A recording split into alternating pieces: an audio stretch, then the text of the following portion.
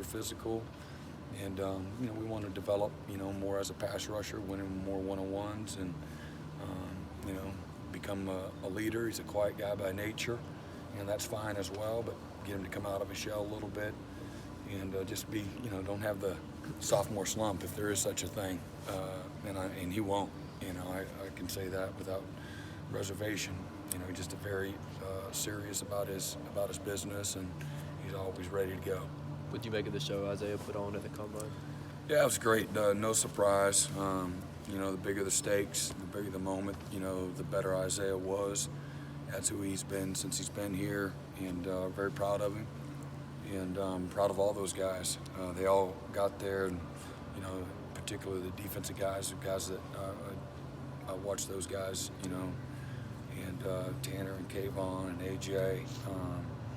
Yeah, also it reminded me of that they're not here anymore. If we did anything, gosh, but really proud of them just to see their growth, and, you know, being able to live out their dreams, and us being able to kind of be a fly on the wall, you know, watching the TV to watch them chase their dreams. That was really pretty humbling for you know, for me personally as a coach, and you know, just messaging back and forth with them and their families to kind of share in that moment with them. So pretty cool stuff, and, you know, they're all going to have incredible success.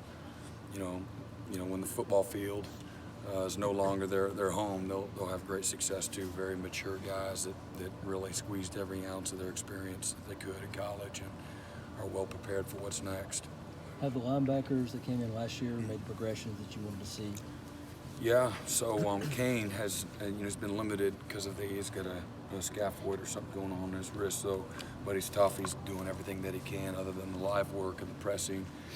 So he's done really good. And Keith and Vontae have been grinding, and they're running in there with that second group, rotating some and making plays. They're physical, playing faster, learning from some mistakes, and happens really fast now. And now that you're in there, of course, none of those guys were here a year ago in the spring. So this is their first time to really slow down and get a ton of reps. Even, you know, in fall camp, you're just not getting that kind of, you know, repetitions that you would if you're here in spring ball. So they're you know, showing some, again, you know, just having a lot of time in the film room. It shows. They most part know what to do, and again, learning from some of their mistakes. But great group of guys that can run and hit, and very tough and very committed. Dabo said Skowski stood out the other day like a different, like he's taking another level. Yeah. Have you seen that too? Yeah, just you know, even more of a leader. The games, just having all that experience, 15 games under his belt. The game has really slowed down for him, and playing just very precise, you know, in everything that he's doing. And he was playing multiple positions right now and can do it all at a really high level, and so it helps create some depth there, you know, so that if somebody gets banged up, you know, he can do more than one thing. But been really pleased with Jamie and his leadership and how he's playing right now. Now starting year 2, removed from his red shirt, are you happy with the strides that KJ is making it? Yeah, he's put on, again, just leaned up even more, and you know, just put on the right kind of size and strength, and the experience for him was great, and we spent a lot of time in the month that we had to really look at the things that we didn't do well as a defense, and even when we might have made the play, how can we make it better? And there's so much of that, because if you looked at just the end result, you know, we played really good defense, but there's so much that we can be better at, and I can't say that enough. And with our footwork and our pad level and our eyes and just striking and knocking people back, and really, you know, our challenge to our defense as a whole. Of course, we got a lot of work to do with our back seven. I mean, a lot. And then up front, you know, reestablishing ourselves, you know, from a defensive line standpoint. And you know, we need to be able to overwhelm people, and we need to be able to knock people back. And when the game's on the line, that's a group we need to hang our hat on. So the challenge has been made, and a lot of work to do to get to that point where you feel like we can, again, go overwhelm people. And it starts with attitude, and it's fundamentals, and it's being physical. How that back seven, is Landon Xander's one of the guys you're looking towards to make that step up? Yeah, he has to. You just can't like find guys off the street. He's a guy with not. I say that, he's got to be a guy. That group of guys, they got to come through and feel great about him. Coach Kahn's done a great job of getting them to a point where they can go compete, know what to do, but with the skill set is there. We've got, again, length and instincts and good speed. Guys can cover. We feel like, we got good range, so we're not limited in what we can do in the back end. And again, a group of guys that are very coachable, that put in a lot of work so far. Up to this point, have showed a willingness to, you got to work on your craft on your own too. We only get so much time. So, we can't want the success for them more than they want it for themselves. And so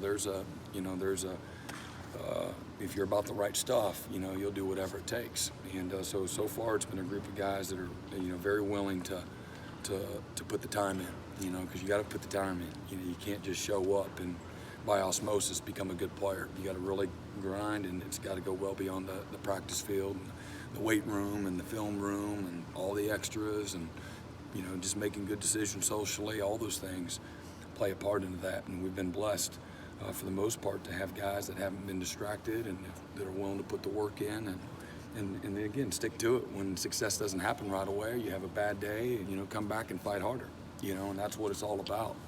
And the guys that can do that, the teams that can do that, at the end of the spring, at the end of the summer, you're going to have a chance to win a bunch of games. So that's leadership, that's finding a role, that's finding an identity, and all those kind of things. Right now, we're really just trying to get better at the fundamentals, and understanding what we do. We're rolling a lot of guys in and out at all three levels, and chemistry and cohesion and the reestablishment, if you will, that will take place over time.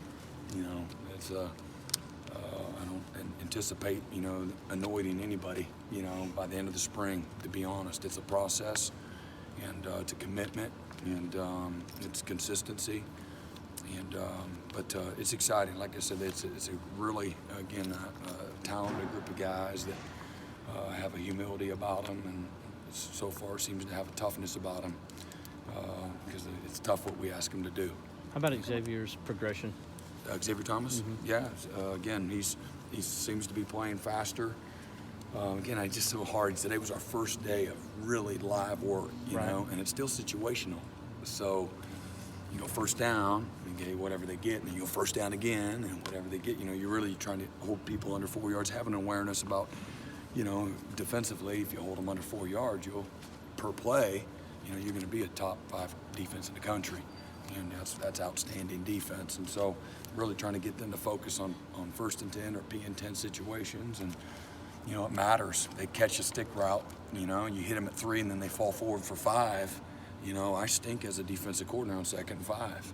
And getting them to understand how hard it is to play good defense on 2nd and 4, 2nd and 5 all day. And, it makes a big difference. 3rd and 1's a heck of a lot different than 3rd and 4, 3rd and 5. Or 3rd and 5's different than 3rd and 9. And so anyway, to answer your question about Xavier, then we have all 3rd and 10s, then it's all 3rd and 1s. We want to see what guys can do, within the flow. But he's done good. He's done well. He's playing fast and playing physical, and playing within the confines of the defense, and doing all the little things that we're asking him to do so far. Going back to Mike Jones, what do y'all specifically like about his skill set? He's got twitch. He's physical. He's got good top end speed, good linear speed, but he's got good quickness too. He's got a savviness about him. He understands football. His dad played in the NFL for a good long while, and so he's got good bloodlines. And sometimes that translates, sometimes it doesn't. But he's got a good football IQ. He's got tremendous pride. He's super coachable. He pays attention. He's got a humility about him. So, he didn't have his lip stuck out, watching Isaiah play in front of him. He tried to learn and be a sponge, and he admired and respected Isaiah. And sure, he wanted his time, but he really valued having an opportunity to learn from Isaiah.